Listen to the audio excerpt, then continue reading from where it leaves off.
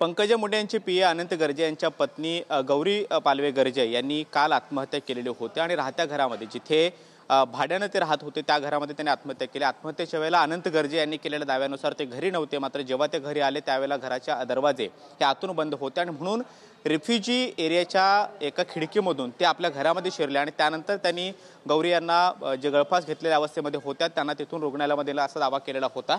ज्या ठिकाणाहून अनंत गर्जे आपल्या घरामध्ये गेले त्या ठिकाणची ही दृश्य आपण पाहतोय। ही तीच खिडकी आहे ज्या खिडकीमधून अनंत गर्जे यांनी आपल्या घरामध्ये प्रवेश केलेला होता आणि हा रिफ्युजी एरियाचा परिसर आपल्याला पाहायला मिळतो। त्या रिफ्युजी एरियामध्ये एक स्टूल सारखं एक साहित्य त्यांनी घेतलेलं होतं पायाखाली, तिथून ते या भागामध्ये चढलेले होते आणि याच रिफ्युजी एरियाच्या वरच्या बाजूला जो त्यांचा फ्लॅट आहे 30व्या मजल्यावरती, त्या 30व्या मजल्यावरच्या फ्लॅटच्या बाहेर जी इनविजिबल जाळी आपल्याला पाहायला मिळते त्या जाळीचे काही भाग हे उचकटण्यात आलेले होते। ते सुद्धा आपण पाहतोय हे 2-3 भाग जे आहेत ते उचकटलेले आहेत आणि याच भागामधून अनंत गर्जेंनी आतमध्ये प्रवेश केलेला होता आणि त्यानंतर ते खिडकीच्या मार्गे आपल्या फ्लॅटमध्ये गेलेले होते। तिथे गौरी गर्जे या गळफास घेतलेल्या अवस्थेमध्ये त्यांना पाहायला मिळालं आणि त्यानंतर त्यांना पंख्याला जिथे गळफास त्यांनी घेतलेला होता तिथून त्यांनी खाली उतरवलं आणि त्यानंतर लागलीच जवळच्या पोद्दार रुग्णालयामध्ये हलवलेलं होतं। सध्या काल आपण ही दृश्य पाहिलेली होती, मात्र आता आपण पाहतो की ज्या ठिकाणाहून अनंत गर्जे आपल्या फ्लॅटमध्ये त्यांनी प्रवेश केलेला होता किंवा जिथून ते गेलेले होते त्यांनी हा जो काही दावा केलेला आहे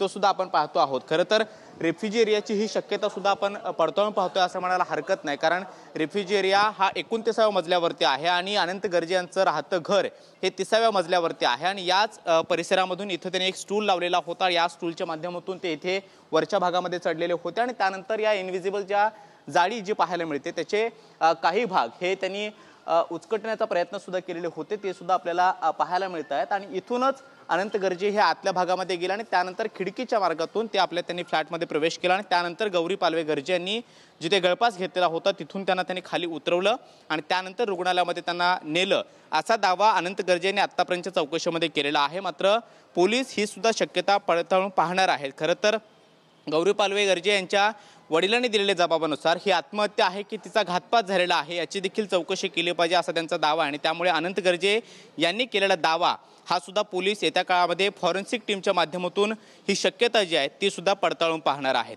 कॅमेरामन खंडू कसबे सोबत मी कृष्णा सोनारवडकर, TV9 मराठी, मुंबई।